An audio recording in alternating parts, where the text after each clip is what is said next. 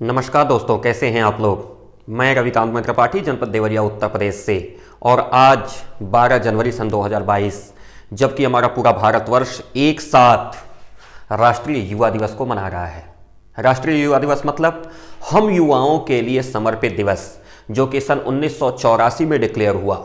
सन 1984 में डिक्लेयर हुआ यह युवा दिवस आज 37वां युवा दिवस हमारा यह भारतवर्ष आज मना रहा है। और आज स्वामी विवेकानंद जी हाँ, श्रीमान स्वामी विवेकानंद जी, जो मेरे जीवन के पहले आदर्श हैं। मैं रविकांत त्रिपाठी इसको रिकमेंड करता हूं। मेरे जीवन के पहले आदर्श स्वामी विवेकानंद जी, जिन्हें मैं प्रातः स्मरणीय स्वामी विवेकानंद कहता हूं।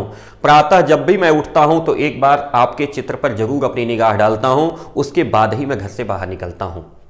मैं सभी मित्रों को विश्वास दिलाऊं कि जो लोग भी देवरिया से हैं और मेरे से जुड़े हुए हैं और मेरे पास आते जाते रहते हैं, वो देखे भी होंगे कि मैं कार्यालय में जहां बैठता हूं, मेरी कुर्सी के ठीक दाहिने तरफ स्वामी विवेकानंद जी की प्रतिमा लगी हुई है और मेरे सम्मुख यानी दाहिने साइड ही सम्मुख कलाम साहब की प्रतिमा लगी हुई है, डॉक्टर APJ अब्दुल कलाम साहब। इन दो लोगों को मैं वास्तव में युवा मान के चलता हूं और मैं अपने आप को इन दोनों की छत्र छाया में रखने का प्रयास करता हूं।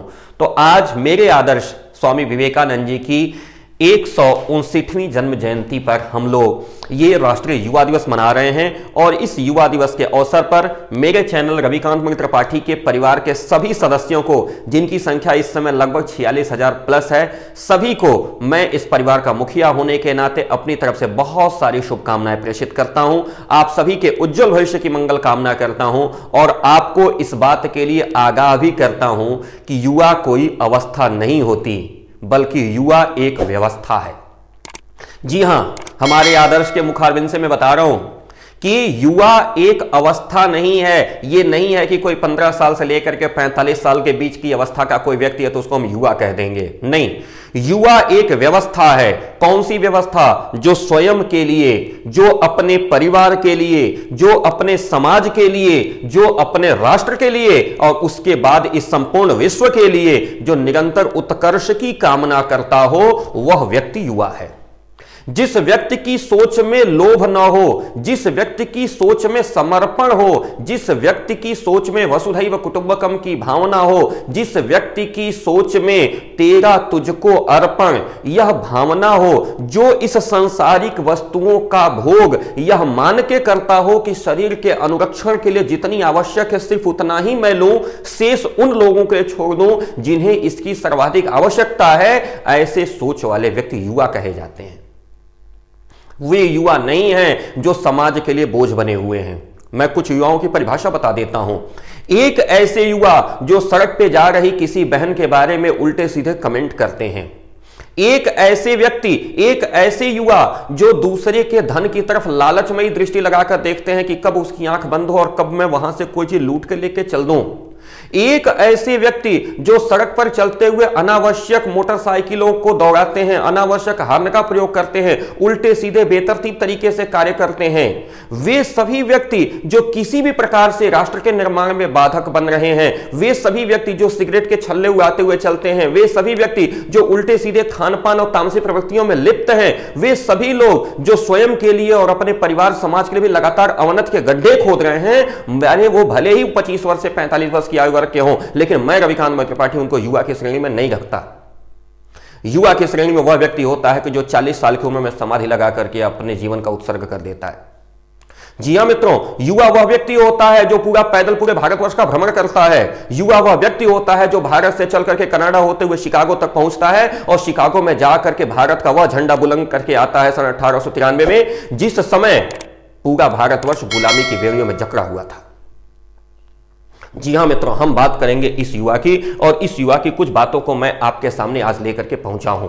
जानना चाहिए, प्रेरणा लेना चाहिए और हमें और आपको सुनना चाहिए। मैं जानता हूं कि यह वीडियो हो सकता है कि आपके सिलेबस का ना हो, लेकिन यह वीडियो आपके लिए बहुत प्रासंगिक है। क्यों? क्योंकि यह वीडियो नहीं है, मैं रविकांत त्रिपाठी बता रहा हूं, यह मेरा अनुभव है जहां से मैं चल करके यहां तक पहुंचा हूं। अदरवाइज शुद्ध विज्ञान का छात्र कभी संस्कृत का छात्र नहीं बन पाता अगर इस युवा की प्रेरणा मेरे साथ नहीं होती तो।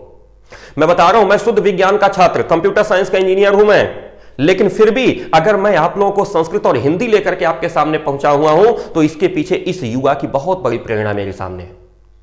मैं आपको एक बार पुनः बताना चाहूंगा कि इस युवा का जन्म जो हुआ है वो 1863 में 12 जनवरी के दिन हुआ है और इसका अवसान सन 1902 में 4 जुलाई के दिन हुआ है। 4 जुलाई का दिन 1902 का वो था कि जब यह व्यक्ति समाधि की अवस्था में बैठता है, स्वामी रामकृष्ण परमहंस के नाम का एक आश्रम बना रखा है इन्होंने कलकत्ता में, उस आश्रम में ये बैठते हैं और ध्यानामग्न अवस्था में अपने प्राणों का त्याग कर देते हैं। यह वह महामनीषी जो महान दार्शनिक यानी जो आंख से दिखाई दे रहा वो तो दर्शन है ही, लेकिन जो उसके पीछे है, जो उसकी भावना है, जो उसकी तथ्यगत विशेषताएं हैं, उनको भी जान लेने वाला व्यक्ति दार्शनिक होता है, फिलोसोफर होता है। युवा सन्यासी लेकिन उसके साथ विशेषण लगा, युवा सन्यासी। युवा अवस्था में सन्यास लेने वाले कि हमारा राष्ट्र कैसे प्रगति करेगा, हमारा समाज कैसे प्रगति करेगा, हमारा एक एक व्यक्ति किस प्रकार प्रगति करेगा, वह सोचने वाला सन्यासी। शुभ चिंतक, हमेशा अच्छा चिंतन करने वाला, कभी खराब चिंतन नहीं करने वाला, वह व्यक्ति युवाओं के लिए वास्तविक प्रेरणा स्रोत के रूप में देखा जा सकता है। ऐसा मेरा व्यक्तिगत मानना है और आपको भी मानना चाहिए। भारत में प्रतिवर्ष 12 जनवरी को स्वामी विवेकानंद जी की जो बर्थ एनिवर्सरी है ना, उसको हम लोग राष्ट्रीय युवा दिवस के रूप में मनाते हैं, नेशनल यूथ डे इसको मनाते हैं। भारत सरकार की केंद्र सरकार द्वारा वर्ष 1984 में पहली बार यह डिसीजन लिया गया था। यह जानने वाली वस्तु है, जीएस का क्वेश्चन हो सकता है। 1984 में सबसे पहले लिया गया डिसीजन और उसके बाद प्रतिवर्ष 12 जनवरी को यह राष्ट्रीय युवा दिवस मनाया जाता है। आज हम लोग जो युवा दिवस मना रहे हैं, इसके लिए जो भारत सरकार ने एक थीम बनाई है, थीम क्या होती है? थीम वह होती है जिसके तहत हम लोग अपने आप को चेक करते हैं कि क्या इस पैरामीटर पर हम बैठ रहे हैं। आज की जो भारत सरकार की थीम है वो है सक्षम युवा सशक्त युवा। जी हां, सक्षम युवा और सशक्त युवा, यानी हम युवा अपने आप को पहले सक्षम बनाएं। बहुत सारे मित्र हमसे पूछा करते हैं, सर परीक्षा होगी कि नहीं होगी, कैंसिल तो नहीं हो जाएगी, सर प्रमोट कर दिया जाता तो ठीक रहता। क्यों भाई? मेहनत का फल जो होता है ना वो सदैव मीठा होता है और गैर मेहनत का फल जो होता है वो तत्काल में भले आपको मीठा लगता हो लेकिन निकलता है कड़वा। भविष्य आपका अंधकारमय कर देता है बिना मेहनत से पाया गया फल। क्योंकि एक चीज नोट करिएगा, रविकांत त्रिपाठी कहते हैं कि यदि कोई गाड़ी जैक पे लगा दी जाए तो ऊंची दिखती तो है लेकिन चल नहीं सकती। यानी अगर आप किसी के सपोर्ट से अगर ऊंचाई पे पहुंचे हैं तो यह विश्वास मत रखिएगा कि आप चलने योग्य होंगे। और यदि स्वयं अपनी ऊर्जा शक्ति लगा के आप उस ऊंचाई पे पहुंचे होंगे ना, तो आप कितनी भी दूरी तक चल सकते हैं, आपको कोई रोकने वाला नहीं होगा। आगे मैं स्वामी विवेकानंद के बारे में बताना चाहूंगा कि जो उन्होंने शिकागो में सर्वधर्म सम्मेलन में जो बात कही थी 1893 में। Swami Vivekananda speech in Hindi addressing the world parliament of religions 11 सितंबर 1893। विश्व सर्वधर्म सम्मेलन हुआ था शिकागो में सन 1893 में और यह व्यक्ति भारत का प्रतिनिधित्व करने के लिए वहां पहुंचा था। भारत गुलाम देश था, गुलाम देश के कारण इसको स्थान नहीं मिला, इसको जगह नहीं मिली, अंत में बोलने के लिए समय तक नहीं मिला। समय जो मिला भी वो 2 मिनट का मिला था। जी हां मित्रों, 2 मिनट का समय मिला था और ये 2 मिनट का पूरा समय खा गया यह पहली पंक्ति, मेरे अमेरिकावासी भाइयों और बहनों। मेरे अमेरिकावासी भाइयों और बहनों, सिर्फ ये 4 शब्द उन्होंने कहे थे, मेरे अमेरिकावासी भाइयों और बहनों। 4 शब्द, केवल भाइयों और बहनों का संबोधन इतना ज्यादा लविंग था, इतना ज्यादा अफेक्शनेट था कि उसके बाद 2 मिनट तो छोड़ दीजिए, कई मिनटों तक केवल सदन में तालियां बजती रहीं और यह पूरा का पूरा समय समाप्त हो गया। इस व्यक्ति का इन्फ्लुएंस इतना जमा कि उसके बाद पूरी सभा चिल्ला पड़ी कि नहीं हम लोग इनको सुनेंगे और पब्लिक ऑन डिमांड पे इस व्यक्ति ने अपना भाषण जारी रखा। उस भाषण का एक संक्षिप्त अंश मैं आपके सामने प्रस्तुत करना चाहता हूं, वह भाषण जो दिन प्रतिदिन मुझे प्रेरणा देता है और मुझे यहां तक पहुंचाया है। आपको इस भाषण को सुनना चाहिए, समझना चाहिए। विकिपीडिया और तमाम सारे हमारे ऐसे वेब सोर्स हैं जिस पे यह भाषण उपलब्ध है, पीडीएफ में उपलब्ध है, आप उसको ले लीजिए, पढ़िए, सुनिए, समझिएगा। भाषण के कुछ अंश आपके स्नेहपूर्ण जोरदार स्वागत से मेरा हृदय अपार हर्ष से भर गया है। जो तालियां बजी थी उसके प्रति प्रत्युत्तर है, मेरा हृदय अपार हर्ष से भर गया है। मैं आपको दुनिया के सबसे पौराणिक भिक्षुओं की तरफ से धन्यवाद देता हूं। परिचय भारत का क्या करा है देखिएगा। इस दुनिया के सबसे पौराणिक भिक्षुओं हम कौन हैं?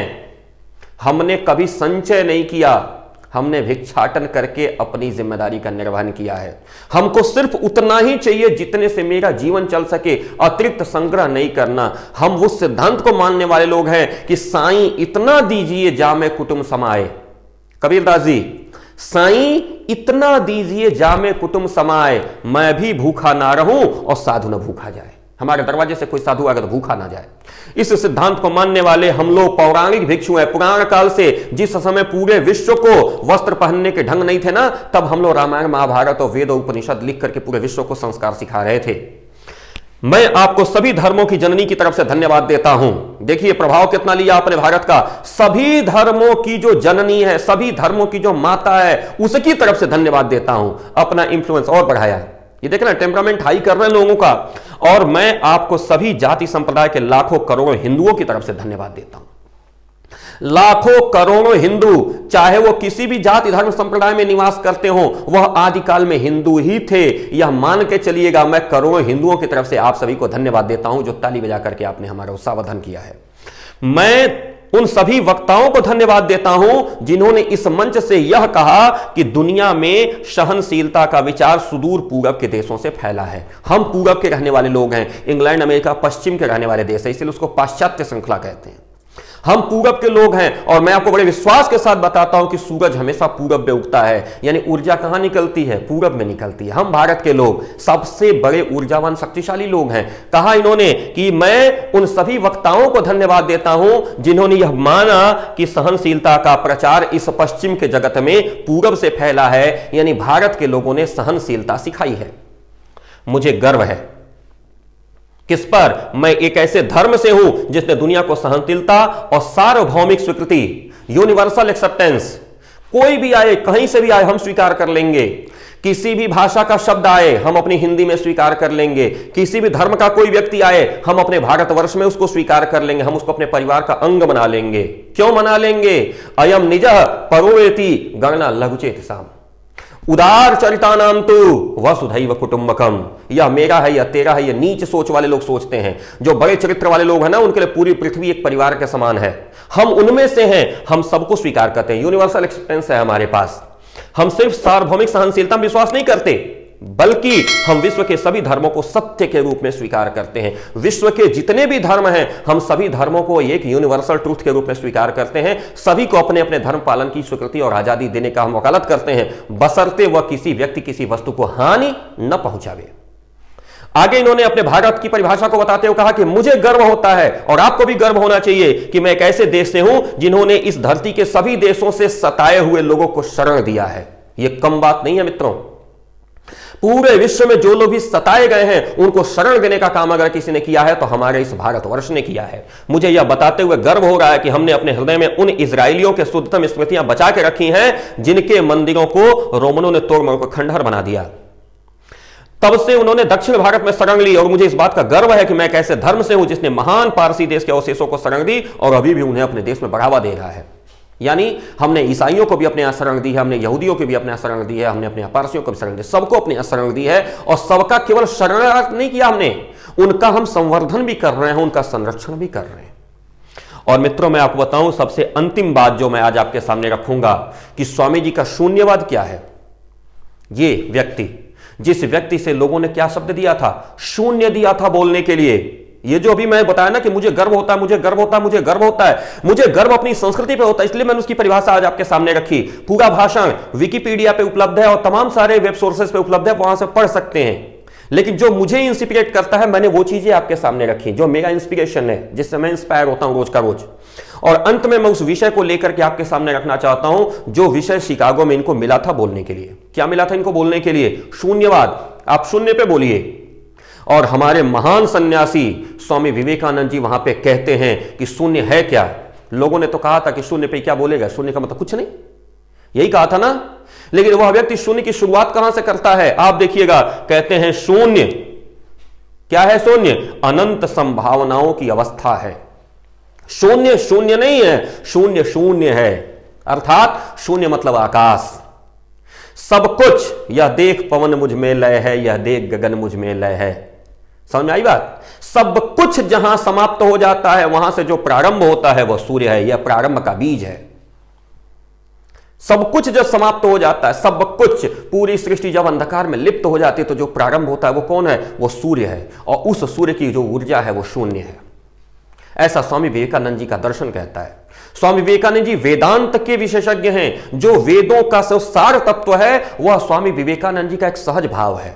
और इस वेदांत तत्व में बताते हैं कि जो शून्य है ना वो सूर्य की ऊर्जा है। जो मैथमेटिक्स के साथी होंगे इस बात को समझेंगे कि हमारे पास एक नंबर लाइन होती है, नंबर लाइन के बीचों बीच में शून्य होता है, एक किनारे माइनस होता है, एक किनारे प्लस होता है। यदि कोई व्यक्ति साइकिल से, मोटरसाइकिल से या किसी भी वाहन से, पैदल ही सही, यदि पूर्व की दिशा में जा रहा हो और एकाएक पश्चिम की दिशा से कोई बुला दे, तो जहां से रुक करके वो पलटेगा ना, वह स्थान शून्य होगा। यह स्वामी विवेकानंद जी का दर्शन कहता है कि जहां से हम नई शुरुआत करते हैं उस स्थान विशेष का नाम शून्य है, न कि जहां हम समाप्त होते हैं उसका नाम शून्य है। शून्य अवसाद की अवस्था नहीं है, बल्कि शून्य प्रारंभ के संभावना की अवस्था है। और यह शून्य संपूर्ण ब्रह्मांड में व्याप्त है। इसी शून्य में संपूर्ण ब्रह्मांड व्याप्त है और यह शून्य संपूर्ण ब्रह्मांड में बात है, अन्य आश्रित हैं दोनों एक दूसरे के। यानी शून्य किसी के जीवन में प्रारंभ की अवस्था है। जब आपके जीवन में कहीं शून्यता आने लगे, जब आपके अपने जीवन में कहीं खालीपन दिखाई देने लगे, जब आपके जीवन में कभी अवसाद की दृष्टि आने लगे, जब अपने जीवन में कभी आप डिमोरलाइजेशन की तरफ जाने पड़े, जब कभी जीवन में आपको डिप्रेशन की नौबत आने लगे, तो एक बार इस मनीषी का चेहरा जरूर देखिएगा। और मित्रों, आज के युवा दिवस पे मैं रविकांत मैत्रपाठी, आज मुझे गर्व होता है कि मैं आप सभी का शिक्षक हूं। जी हां, ऐसे ऐसे कमेंट आप लोग देते हैं जिससे मैं अपने बाकी फ्रेंड्स को दिखाता हूं, अपने कलीग्स को दिखाता हूं कि देखिए मेरे बच्चों ने, मेरे दोस्तों ने, मेरे मित्रों ने, मेरे भाइयों, मेरे बहनों ने इस तरह के कमेंट मेरे पास किए हैं। इसका मतलब है कि वे मेरी बातों को समझने का प्रयास करते हैं और पढ़ने का प्रयास करते हैं। और मैं अपने सभी युवा साथियों को, जिनकी संख्या वर्तमान में 46,000 है, शायद कल को बहुत ज्यादा होगी, उन सभी साथियों को आज यह धन्यवाद देते हुए मैं आज का यह दिवस समर्पित करता हूं कि निश्चित रूप से आपके ऊपर, आपके कंधे के ऊपर सिर्फ आपकी जिम्मेदारी नहीं है, आपके परिवार की जिम्मेदारी नहीं है, आपके समाज की जिम्मेदारी नहीं है, बल्कि भारत को पुनः उस जगत गुरु की गद्दी पर प्रतिष्ठित करने की जिम्मेदारी है जिसके लिए विश्व में हमारा परिचय है। और इन्हीं शब्दों के साथ आज मैं रविकांत मैत्रपाठी आपसे इस युवा दिवस के अवसर पे इस वीडियो के माध्यम से विदा लेता हूं। जल्दी ही मिलेंगे अगले वीडियो के लिए। एक बार पुनः आप सभी को इस राष्ट्रीय युवा दिवस के अवसर पर, स्वामी विवेकानंद जी की जन्म जयंती के अवसर पर, भारतीय संस्कृति की तरफ से और भारतीय संत परंपरा है उसकी तरफ से सभी को बहुत सारा साधुवाद, बहुत सारी बधाइयां, बहुत सारी शुभकामनाएं। मिलते हैं जल्दी, तब तक के लिए नमस्कार, सत श्री अकाल, जय हिंद।